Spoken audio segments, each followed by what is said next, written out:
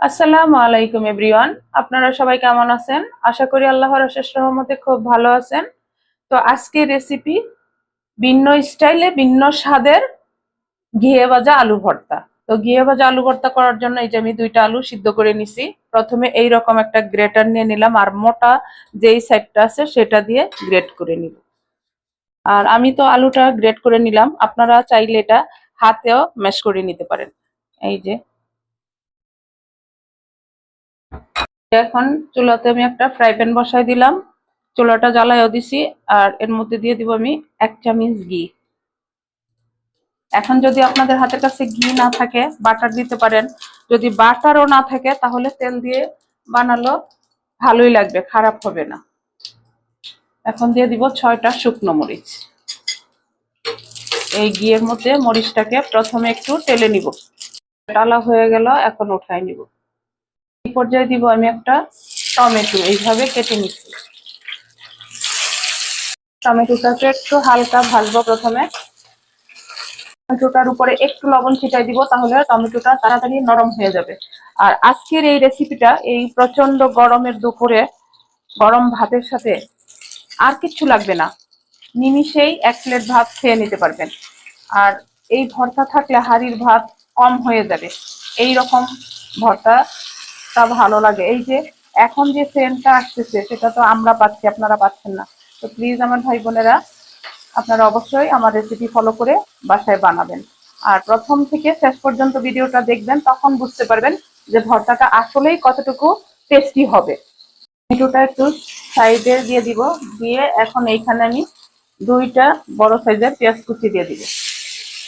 পেঁয়াজটাকে একটু লাল করে ভাজবো। আর এই ভর্তাটার আরেকটা সুবিধা আছে, সেটা হলো এই গরমের মৌসুমে কিন্তু আমরা ভর্তা বেশিক্ষণ বাহিরে রাখা যায় না, বা রেখে খেতে পারি না, নষ্ট হয়ে যায় এই কাঁচা পেঁয়াজের কারণে। আর এইভাবে যদি ভেজে ভর্তাটা বানানো হয় তাহলে সারাদিন আপনারা বাহিরে রেখেই খেতে পারবেন, ফ্রিজে রাখতে হবে না।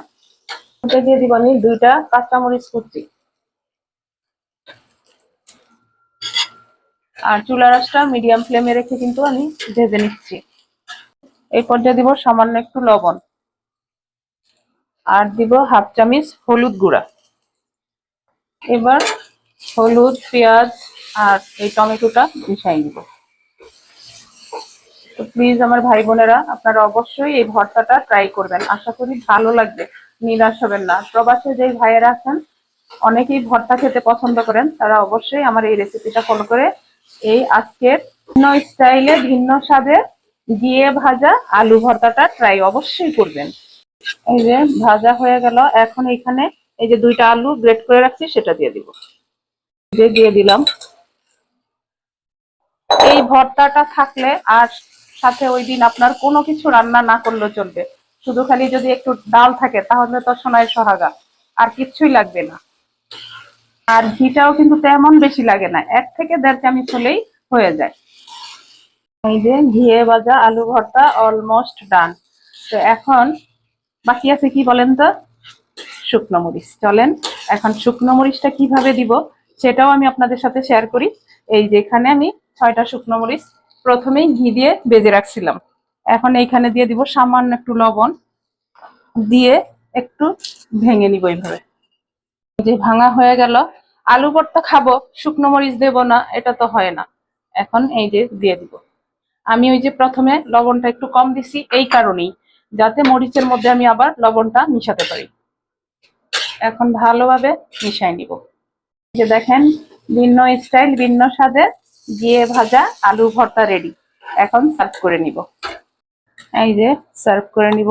সবাই অপেক্ষা করতেছে, এটার এত সেন্ট যেন পুরো ঘর মোমো করতেছে। এখন এইভাবে একটু গোলাকার শেপ করে নিব। আমি যখনই ভর্তা করি, যে কোনো ভর্তা, আমি এইভাবে না করলে আমার ভালো লাগে না। বাসায়ও যদি করি, আপনাদের সাথে শেয়ারও না করি, তারপরও এইভাবে করলে যেন আমার ভালো লাগে। এই যে এখন এর উপরে আমরা একটু ঘি আবার দিয়ে দিব। এই যে এটার খাওয়ার মজা যে কি, গরম ভাতের সাথে জাস্ট ওয়াও। লেবু পাতা কুচি, এটা যদি আপনাদের হাতের কাছে থাকে তাহলে দিবেন। এটার সেন্ট ঘিয়ের সাথে জাস্ট মাতোয়ারা হয়ে যাবেন এইরকম। দেখেন মাশাল্লাহ, এখন শুধু খাওয়ার পালা। তো এখনই আমরা বসে যাব গরম ভাতের সাথে এই ঘিয়ে ভাজা আলু ভর্তা নিয়ে। তো আপনারাও বানান, খান, খেয়ে আমাকে কমেন্টসে জানান আসলেই ভর্তাটা কেমন, তাই না? তো যাই হোক, একেবারে অল্প উপকরণে একটা টেস্টি খাবার আমি আপনাদের সাথে শেয়ার করলাম।